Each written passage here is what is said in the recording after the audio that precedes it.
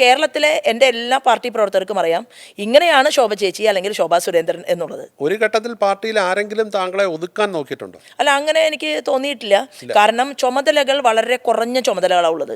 കഴിവും പ്രാപ്തിയുമുള്ള നേതാക്കന്മാരുടെ എണ്ണം വളരെ കൂടുതലാണ്. അപ്പോൾ നമുക്ക് ചിലപ്പോൾ അർഹിക്കുന്ന ഒരു പൊസിഷനിലേക്ക് വരാൻ എല്ലായ്പ്പോഴും സാധിച്ചു എന്ന് വരില്ല. അപ്പോൾ ആ സമയത്ത് വ്യക്തിപരമായിട്ട് നമ്മളിലേക്ക് ഫോക്കസ് കൊടുക്കുമ്പോൾ നമുക്ക് ചിലപ്പോൾ തോന്നും, എനിക്ക് കുറച്ചുകൂടി നല്ലൊരു ചുമതല തരാമായിരുന്നു എന്ന് വേണമെങ്കിൽ നമുക്ക് തോന്നാം. പക്ഷേ ഇത് കുടുംബമല്ല, ഇത് ഒരു വീട് മാത്രമല്ല. ഒരു വീട്ടിൽ നിന്ന് നമ്മൾ സമൂഹത്തിലേക്ക് പോകുമ്പോൾ ആ സൊസൈറ്റിക്കകത്ത് ഒരു പാർട്ടിയെ നമ്മൾ പടുത്തുയർത്തിക്കൊണ്ടിരിക്കുമ്പോൾ ഒരു വ്യക്തിയുടെ വേദനയേക്കാൾ എത്രയോ വലുതാണ്, അല്ലെങ്കിൽ വ്യക്തിയുടെ ചിന്തകളേക്കാൾ എത്രയോ വലുതാണ് എണ്ണത്തിൽ കൂടുതലുള്ള ആളുകളുടെ കൂട്ടമായിട്ടുള്ള പാർട്ടി.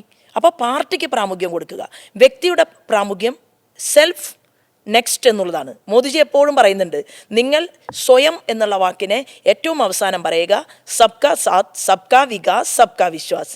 ആ പോയിന്റിലൂടെ ഇപ്പം എന്തിനാണ് ഇന്ത്യയുടെ പ്രൈം മിനിസ്റ്റർ എത്ര തവണ കേരളത്തിൽ വന്നു?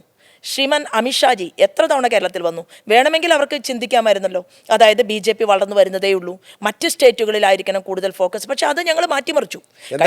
എത്ര അവഗണന ഉണ്ടായാലും ഇല്ലെങ്കിലും പാർട്ടിക്കൊപ്പം, അതാണ് അല്ല, അവഗണനയുടെ വിഷയം ഇനി ചർച്ചയേ ഇല്ല എന്നുള്ളതാണ്.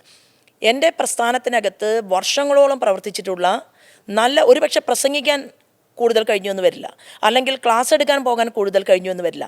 എന്നാൽ ഒരു ജില്ലയ്ക്കകത്ത് വർഷങ്ങൾ, പതിറ്റാണ്ടുകൾ പ്രവർത്തിച്ചിട്ടുള്ള എത്രയോ സ്ത്രീകളുണ്ട്, എത്രയോ പുരുഷന്മാരുണ്ട്. ഇപ്പം വ്യക്തിപരമായിട്ട് എന്നോട് ചോദിക്കുന്നത്, എന്നോട് കുറച്ച് കൂടുതൽ ഇഴയടുപ്പമുണ്ടാകാം സാധ്യതയുണ്ട്. കാരണം എന്താണ്, ഒരു സ്ത്രീയാണ് കടന്നു വരുന്നത്. ഒരു സ്ത്രീ പൊതുപ്രവർത്തന രംഗത്തേക്ക് കടന്നു വരുന്നതും ഒരു പുരുഷൻ പൊതുപ്രവർത്തന രംഗത്തേക്ക് കടന്നു വരുന്നതും രണ്ടാണ്.